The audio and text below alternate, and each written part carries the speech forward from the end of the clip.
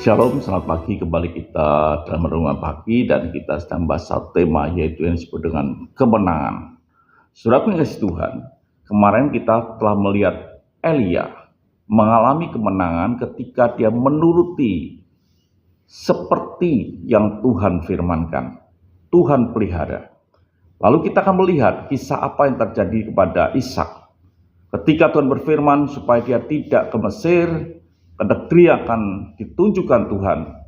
Di dalam firman itu, di dalam perintah itu, terkandung akan penyertaan dan janji Tuhan.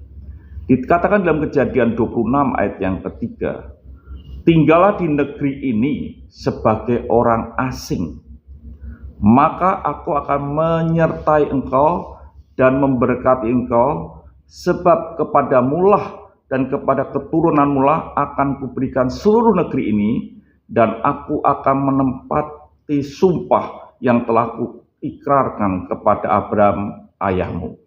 Saudara pengasih Tuhan, Tuhan berkata kepada Ishak supaya tidak ke Mesir, ke negeri akan ditunjukkan Tuhan.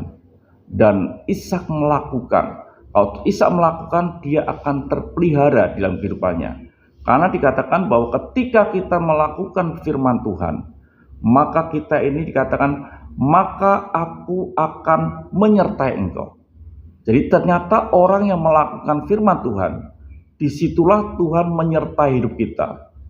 Penyertaan Tuhan itu bukan di samping kiri, tapi penyertaan Tuhan seperti baju jubah yang kita pakai, yang selalu ada di dalam kehidupan kita setiap saat di mana kita berada. Kalau kita menuruti firman Tuhan, penyertaan Tuhan bukan sekedar menyertai begitu saja, tapi dikatakan dan memberkati engkau. Jadi ada 3 hal yang Tuhan katakan, janji Tuhan ketika kita menuruti firman Tuhan. Yang pertama, Tuhan menyertai. Yang kedua, Tuhan itu memberkati. Dan yang ketiga, Tuhan menepati akan janji sumpahnya. Jadi ini sesuatu yang harus kita alami dalam hidup ini. Saudara dan saya akan menjadi pemenang ketika kita ini hidup menuruti akan firman Tuhan.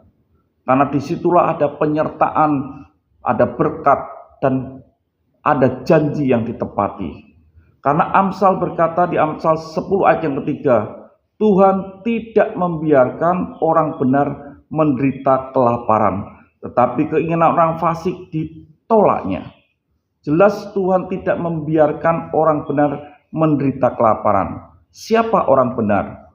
Orang benar adalah orang yang hidup di dalam firman Tuhan.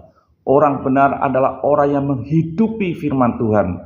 Orang benar adalah orang yang berjalan sesuai dengan apa yang Tuhan katakan. Dan orang-orang semacam ini, Tuhan katakan, Tuhan tidak membiarkan orang benar menderita kelaparan. Tuhan memberkati. Mari kita berdoa. Terima kasih Bapa, ajar kami menjadi orang benar yang mengikuti firman-Mu. Sebab di dalam firman-Mu ada penyertaan, ada berkat, ada penepatan janji. Haleluya. Amin.